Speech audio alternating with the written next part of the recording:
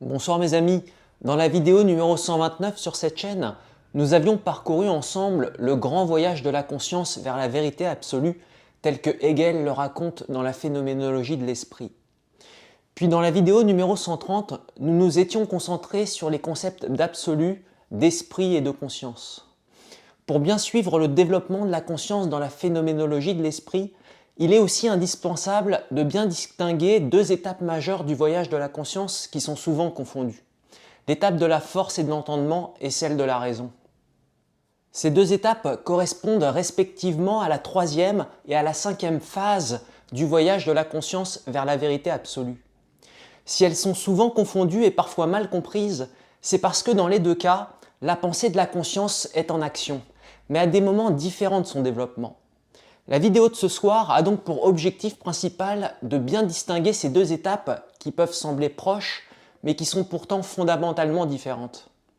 Mais pour bien comprendre cette distinction, nous devons d'abord clarifier trois notions essentielles chez Hegel.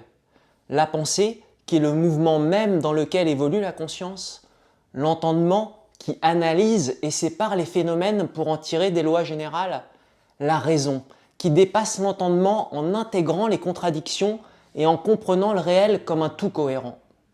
Une fois ces notions bien définies, nous pourrons alors pleinement nous concentrer sur ces deux étapes clés du développement de la conscience.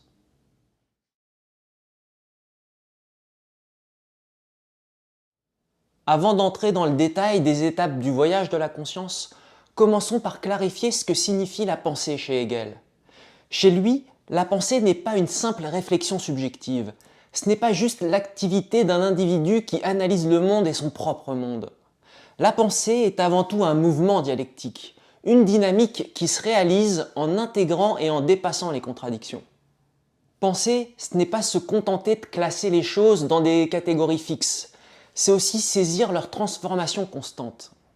Une pensée figée qui ne prendrait pas en compte la négation ni le dépassement des contradictions resterait incomplète et incapable d'accéder à la vérité. Ainsi, la pensée est le terrain même dans lequel se développe la conscience dans son rapport à soi et au monde. La pensée avance en se confrontant à ses propres contradictions internes qu'elle dépasse progressivement. Mais la pensée ne se réduit pas non plus à la raison.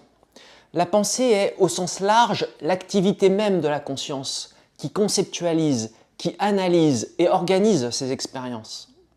Cependant, cette activité n'est pas toujours rationnelle au début de son développement.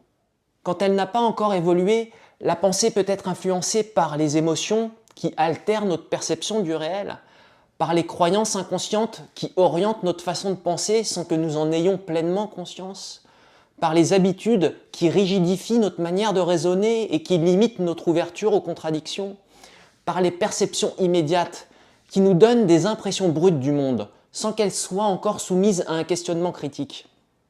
C'est pourquoi la pensée, au début de son développement, ne conduit pas nécessairement à la vérité. Elle doit passer par un processus dialectique où elle se confronte à ses contradictions internes révélées par le réel, où elle les dépasse et s'élève progressivement. Ce mouvement est justement ce qui permet à la conscience de se développer tout au long de son parcours et de se rapprocher de la vérité absolue. La pensée est donc le terrain même dans lequel se développe la conscience dans son rapport à soi et au monde, mais elle n'est pas qu'un simple processus subjectif. Son développement contribue aussi au développement du réel lui-même, car le réel suit lui aussi une progression dialectique. Ce n'est pas seulement la conscience qui pense. Par la pensée, le monde lui-même se déploie dialectiquement, selon un mouvement où il se transforme en dépassant lui aussi ses propres contradictions.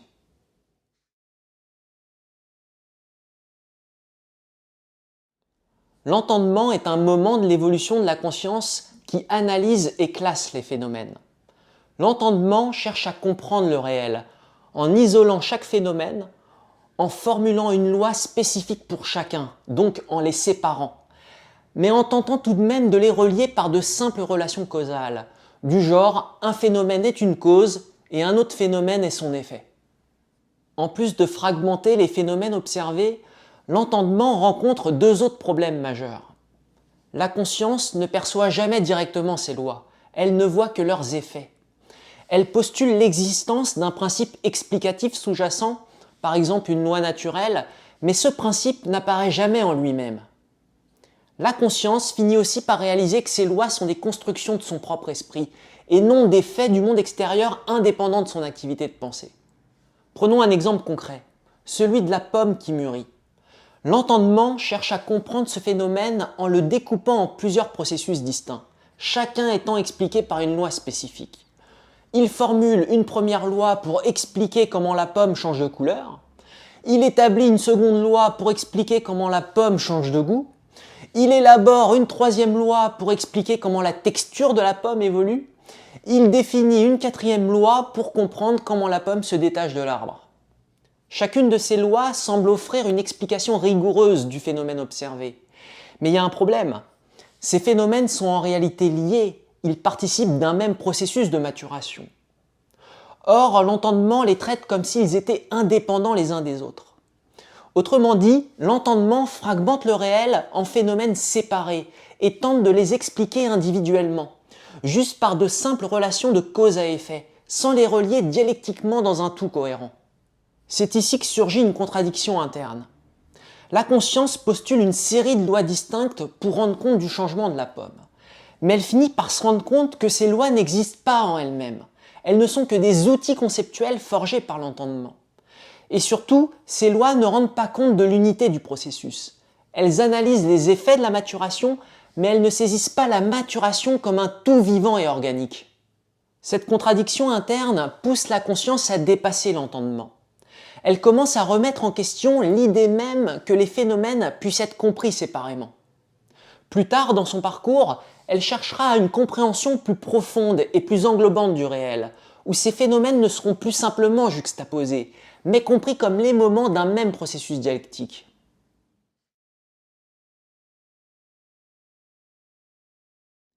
La raison est une pensée encore plus aboutie que l'entendement. Contrairement à l'entendement, la raison ne cherche plus à séparer et à figer. Elle relie les éléments en un tout cohérent. Mais cette transition ne se fait pas de manière arbitraire. Elle se fait en intégrant les contradictions rencontrées dans l'entendement. L'entendement est donc un moment nécessaire. Il met en lumière ses propres contradictions internes et c'est en les dépassant que peut émerger cette pensée plus aboutie qu'est la raison. Mais que signifie exactement intégrer une contradiction chez Hegel ? Quand une contradiction apparaît dans notre compréhension du monde, nous avons tendance à la voir comme un problème qu'il faudrait résoudre en choisissant l'une des deux thèses opposées. Par exemple, soit la maturité d'une pomme est définie par le changement de couleur, soit elle est définie par le changement de goût. Mais pour Hegel, une contradiction ne doit pas être simplement supprimée ou réduite à un choix entre deux options. Elle doit être comprise comme un moteur de développement, comme un passage nécessaire vers un niveau supérieur de compréhension. C'est là qu'intervient la dialectique. Au lieu de rester bloqué dans une opposition, la raison dépasse cette opposition en trouvant une unité supérieure qui inclut les deux pôles de la contradiction, la thèse et l'antithèse, dans un tout cohérent. La raison ne cherche donc pas simplement à remplacer une idée par une autre, mais à réconcilier les oppositions en montrant qu'elles sont en réalité deux aspects d'une même réalité dynamique. Intégrer une contradiction signifie la dépasser, non pas en supprimant purement et simplement l'un des deux pôles, mais en conservant ce qu'ils ont de valide et en les réconciliant dans une synthèse qui dépasse leur opposition apparente. Cette synthèse, induite par le dépassement de la contradiction interne, est la marque d'un état du système plus abouti que celui qui endurait le conflit. Reprenons notre exemple de la pomme qui mûrit. L'entendement tentait de comprendre ce processus en le fractionnant en phénomènes distincts. Il expliquait le changement de couleur par une première loi, le changement de goût par une seconde loi, le changement de texture par une troisième loi, le détachement de la pomme de l'arbre par une quatrième loi. Mais cette séparation pose problème. La conscience réalise que ces phénomènes ne sont pas indépendants, mais font partie d'un même processus de maturation. Pourtant, l'entendement ne les relie pas entre eux, du moins seulement par de simples relations causales. Il les traite comme des événements séparés. C'est ici que la raison intervient. La raison prend en considération ces contradictions. Elle voit que la couleur, le goût, la texture et la chute de la pomme sont liés, qu'ils forment un même mouvement plutôt qu'une simple juxtaposition de phénomènes distincts. Elle intègre ces contradictions et comprend que ce que l'entendement séparait doit en réalité être vu comme un tout unifié. Elle élabore alors une explication plus englobante. La maturation est un processus unique qui se déploie à travers différentes manifestations et étapes successives, selon un développement interne à la pomme elle-même. Là où l'entendement analyse le monde en catégories figées et séparées, la raison intègre et dépasse ces distinctions pour en faire un tout vivant et dynamique. Là où l'entendement se heurte à des contradictions qu'il ne sait pas concilier, la raison comprend que ces contradictions sont des éléments d'un même mouvement dialectique. Là où l'entendement voyait des phénomènes indépendants, la raison comprend qu'ils ne sont que des manifestations et des moments différents d'un même mouvement dialectique sous-jacent. Ainsi, l'entendement comprend en séparant, tandis que la raison comprend en reliant et en intégrant.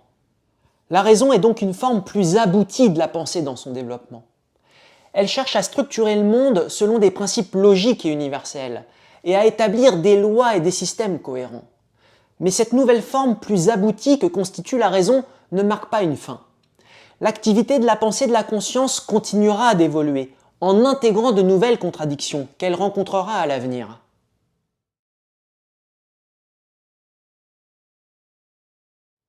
L'étape de la force et de l'entendement constitue la troisième étape du voyage de la conscience. Plutôt que de chercher la vérité dans les objets eux-mêmes, elle va maintenant chercher à comprendre ce qui se cache derrière ces objets. La conscience se dit, si les propriétés des objets sont multiples et changeantes, alors ce qui importe, ce n'est peut-être pas l'objet lui-même, mais la force ou la loi qui gouverne ces variations.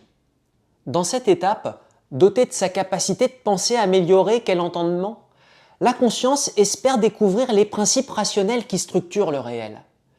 Puisque les propriétés des objets sont fluctuantes et instables, la conscience va tenter de les expliquer par la découverte de quelque chose de supérieur, de quelque chose qui ne se voit pas, mais qui cause et régit les phénomènes observés par les sens. Et tout ceci grâce à l'entendement, pense-t-elle. Pour bien comprendre, prenons l'exemple de la pomme. Dans l'étape précédente de la perception, la conscience voyait une pomme rouge, puis une pomme verte.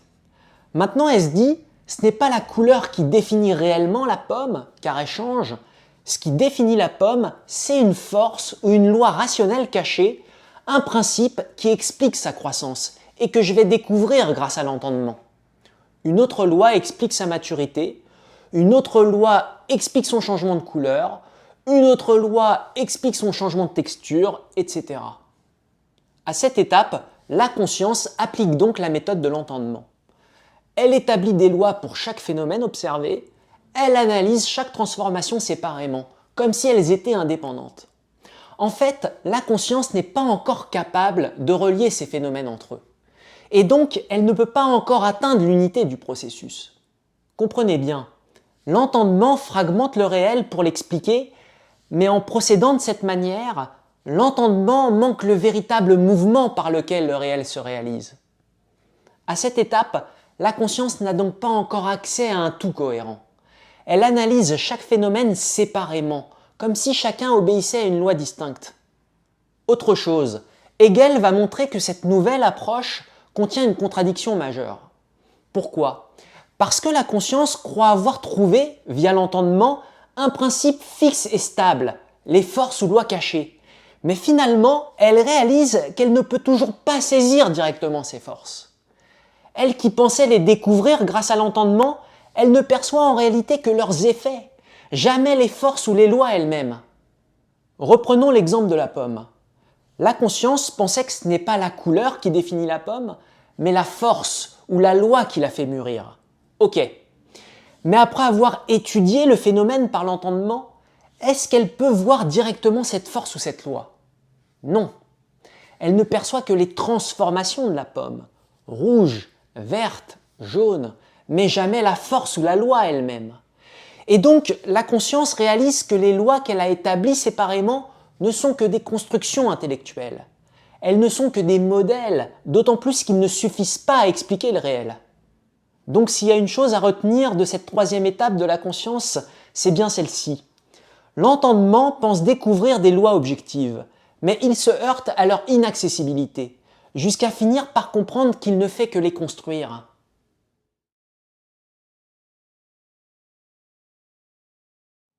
Dans cette cinquième étape, la conscience prend un tournant décisif. Dotée de sa nouvelle capacité de penser, la raison, elle peut enfin tenter d'intégrer les contradictions, au lieu de seulement énoncer des lois indépendantes. Comme la raison ne se contente plus de classer et d'ordonner les phénomènes séparément, mais qu'elle cherche aussi à comprendre leurs interactions et à intégrer leurs contradictions, la conscience pense naturellement que la raison lui permettra d'expliquer et d'organiser le réel de manière totalement cohérente. Dans cette cinquième étape, la conscience fait donc un pari fondamental. Elle pense que tout peut être ramené à des principes rationnels et que la totalité du réel peut être comprise à travers la raison.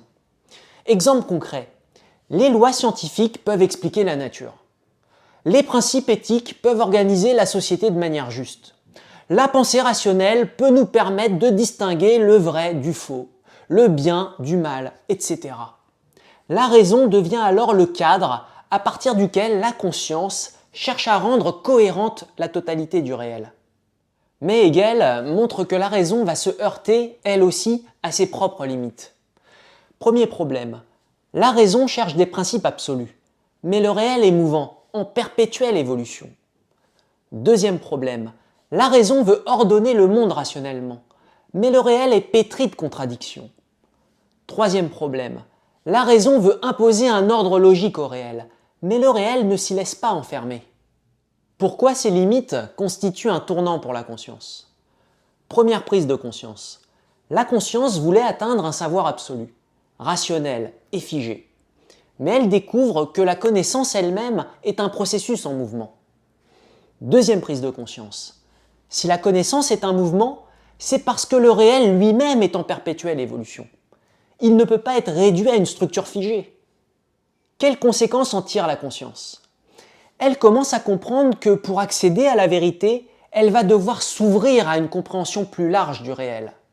Elle ne peut plus chercher la vérité uniquement à travers des lois abstraites et figées. Elle doit maintenant prendre en compte le développement historique et collectif du savoir. Jusqu'ici, la conscience s'est développée comme un individu isolé, cherchant à comprendre le monde à partir de sa propre raison. Mais elle comprend maintenant que seule, elle ne peut pas tout expliquer. Elle se dit « je ne peux pas comprendre le réel uniquement à travers ma propre pensée individuelle. Ça ne suffit pas. Je dois voir plus large, comprendre l'histoire, comprendre les cultures, les institutions, comprendre tout ce qui a façonné la pensée humaine. » Et donc, elle réalise que la vérité ne se développe pas de manière purement individuelle, mais à travers l'histoire et la culture, entre autres. C'est à ce moment que la conscience entre dans une nouvelle dimension. Elle commence à comprendre qu'elle ne peut pas penser la vérité en dehors du mouvement historique et collectif.